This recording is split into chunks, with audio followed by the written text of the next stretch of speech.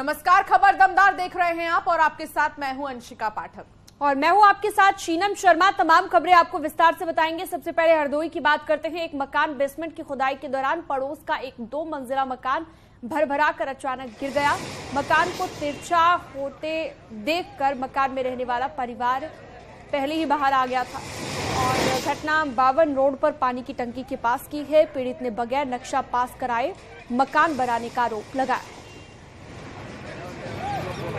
परिवार के लोग पहले ही बाहर आ गए थे। हालांकि 2 तस्वीर आपको दिखा रहे हैं भरभरा कर कैसे यह मकान गिरा है और मलबे में तब्दील हो गया मकान। देखते ही देखते किसी तरह लोगों ने पहले ही बाहर निकलकर अपनी जान बचाई। ये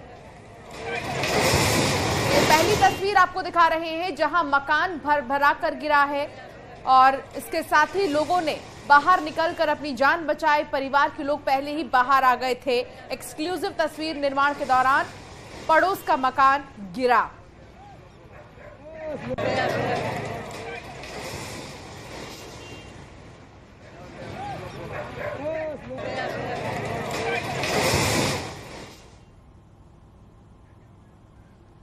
तो ये मलबा आप देख रहे हैं जहां मकान मलबे में तब्दील हो गया है।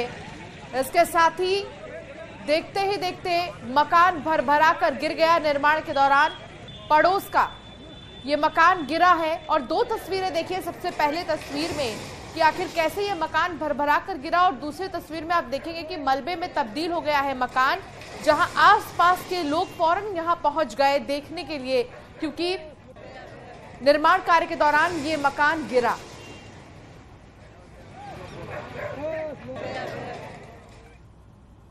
कानपुर में समाजवादी पार्टी के विधायक इरफान सोलंकी पर पुलिस ने बड़ी कार्रवाई की है। इरफान सोलंकी की अवैध संपत्ति को पुलिस ने जब्त किया है। जाजमाऊ स्थित बिलाल अपार्टमेंट की पुलिस ने कुर्की की है। इरफान सोलंकी के सहयोगी शौकत पहलवान ने इस अपार्टमेंट का निर्माण कराया था। इस बिल्डिंग में 24 फ्लैट बनाए गए हैं। कुर्की की कार्रवाई के दौरान भारी पुलिस फोर्स मौके पर मौजूद रहा। इसके अलावा पुलिस ने इरफान सोलंकी और उसके सहयोगियों की जाजमऊ, ग्वालटोली और चकीरी इलाके में 27 संपत्तियों को चिन्हित किया है। ये सभी संपत्तियां करीब 200 करोड़ से ज्यादा की हैं। एक महिला की झोपड़ी जलाने के आरोप में एसपी विधायक इरफान सोलंकी और उसके भाई जेल में बंद है। अब देखिए बैंड में तो ये 3 तस्वीर आपकी टीवी स्क्रीन पर जब्त करने से पहले जो मुनादी हुई उस दौरान की तस्वीर, बिल्डिंग की कुर्की जब्त की गई उस दौरान की तस्वीर और तीसरी तस्वीर 4 मंजिला इमारत जो सील कर दी गई है। तो इरफान की अवैध संपत्ति को कुर्क किया गया है। बता दें कि इस पूरे मामले में पुलिस का एक्शन जारी है। जाजमाऊ इलाके में कुर्की की कार्रवाई की गई है और तीनों ही तस्वीर में आप देख सकते हैं अलग अलग वक्त क्या कुछ किया गया। विधायक की परेशानियां कहीं से कम होती नहीं दिख रही हैं। यही वजह है कि एक एक करके आए दिन पुलिस शिकंजा कसती आ रही है। इस मामले की शुरुआत महिला के प्लॉट पर कब्जा और आगजनी के बाद से एक एक करके मुकदमों बढ़ते चले गए, जिसके बाद उनके जो गैंग के थे उसको बनाया गया गैंगस्टर के तहत 14A के तहत आज सीज की कार्रवाई, जिसके बाद आप देख सकते हैं पुलिस के अधिकारी इस अनाउंसमेंट कर रहे हैं जाजमऊ की उस प्रेमिसेस की जो शौकत पहलवान की है। और अगर बात की जाए फ्लैट की तो देख सकते हैं ठीक ऊपर ये फ्लैट है जहां अब पुलिस अंदर प्रवेश एक एक करके कर रही है और इन लोगों को बताया जाएगा कि ये प्रेमिसेस को सील किया जा रहा है, क्योंकि बहुत जो पूरी संपत्ति की बात की है 27 ऐसी संपत्तियां थी जो चिन्हित की। उसमें एक संपत्ति ये भी है इरफान और उसके जो गैंग बनाया गया था उसके तहत जो है उसमें। अब मैं अपने कैमरामैन से कहूँगा पूरा दिखाएं, पूरा जहां तक कैमरे की नजर आ रही पूरी संपत्ति को अर्जित किया गया था, जिसकी असेसमेंट कराई गई। अगर ओवरऑल बताया जाए तो ये 200 करोड़ की ये संपत्ति है, जिसको प्रोसीजर अब शुरुआत हो चुकी है और पुलिस की टीम अधिकारियों के साथ जहां एक और अनाउंसमेंट की जा रही है वहां एक एक करके यहां जाएंगे और उसको सीज करेंगे। यानी जो धन समाजवादी पार्टी के विधायक और उसके गुर्गों ने अर्जित किया था उसकी सीज करने की शुरुआत हो चुकी है। विजिलेंस आशीष पांडे के साथ अमित गंजू, न्यूज़ 18 कानपुर।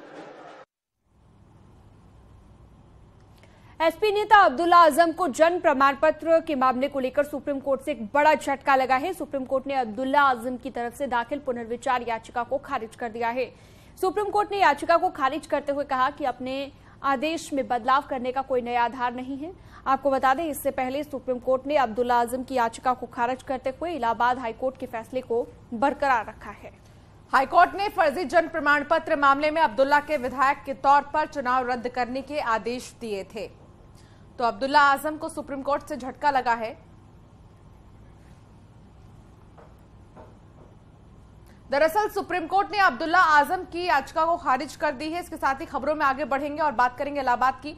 इलाहाबाद हाईकोर्ट के फैसले को बरकरार रखा गया था इसी मामले में, और ऐसे में हाईकोर्ट ने फर्जी जन्म प्रमाण पत्र मामले में अब्दुल्ला के विधायक के तौर पर चुनाव को रद्द करने के आदेश दिए थे।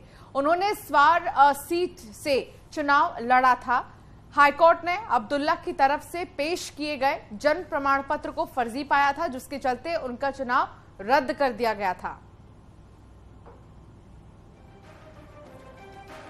तो कोर्ट ने पाया था कि 2017 में चुनाव लड़ने के दौरान सपा नेता के बेटे की उम्र 25 साल से कम थी।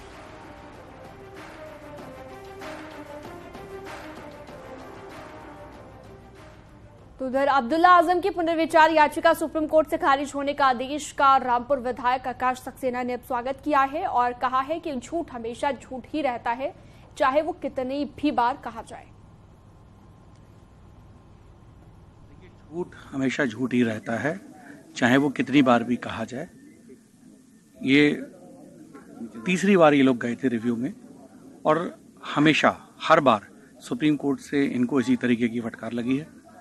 जिस तरीके का निर्णय सुप्रीम कोर्ट ने दिया है वो अपने आप में ऐतिहासिक है। हमने पहले भी कहा था और हम अब भी कह रहे हैं कि सत्य की ही जीत हुई है और सत्य की जीत भी होगी। अच्छा, उन्होंने इलाहाबाद हाई कोर्ट के फैसले को बरकरार रखा है? हाँ बिल्कुल, इलाहाबाद हाई कोर्ट का जो फैसला था जिसमें उनकी विधायकी को छीना गया था, उस फैसले को उसी तरीके से कायम रखा गया और आगे भी हमें पूरी उम्मीद है कि सत्य की ही जीत होगी। 2 दिनों के वाराणसी दौरे पर पहुंचे अखिलेश यादव ने कल 80 इलाके में जाकर चाय की चुस्की ली। इसके दौरान दोनों में काफी दिलचस्प बातचीत हुई। अखिलेश ने चाय वाले से पूछा कि आपकी दुकान में समाजवादी पार्टी वालों का पोस्टर नहीं दिख रहा है। बाद में चाय के दुकानदार ने कहा कि मोदी है तो मुमकिन है। बता दें कि ये वही चाय की अड़ी है जहां 2022 के चुनाव में पीएम मोदी ने चाय की चुस्की ली थी।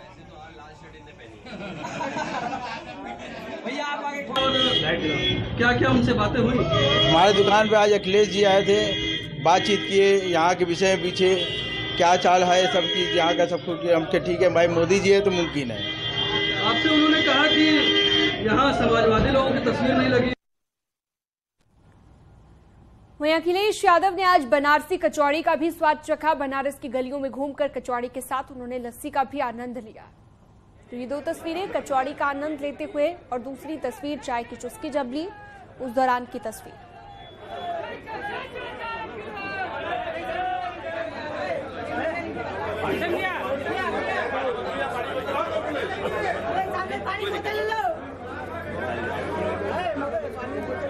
चैनल को आने दो भाई।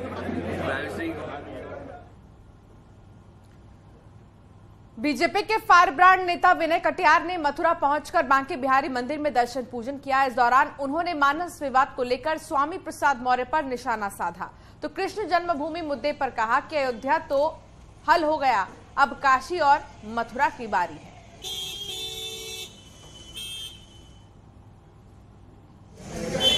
नहीं, जिसका चरित्र जो है भुलक्कर हो जाए कि क्या हमको करना है, क्या हम बोल रहे हैं, तो उसके विषय में कोई टिप्पणी करना ठीक नहीं।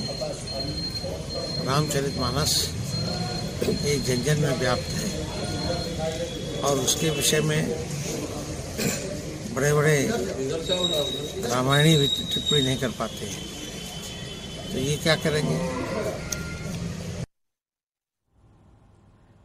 शाहजहांपुर में एक ट्रक ने बाइक सवार 4 लोगों को टक्कर मार दी, जिससे बाइक पलट गई और 1 साल की बच्ची की मौके पर ही मौत हो गई, जबकि 2 महिलाएं घायल हुई हैं। घटना जलालाबाद के सरवानिया मोड़ की बताई गई है, जहां पर ट्रक ड्राइवर मौके से जब भागने लगा तो पीडब्ल्यूडी चौराहे के पास उसे पकड़ लिया गया। जमकर पिटाई की गई और बाद में पुलिस के हवाले किया गया।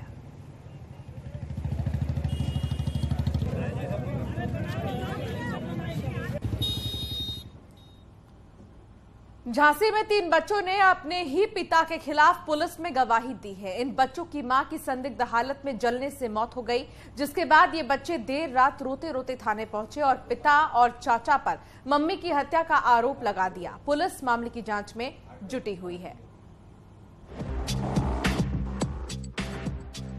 झांसी में कत्ल का खौफनाक मामला सामने आया है।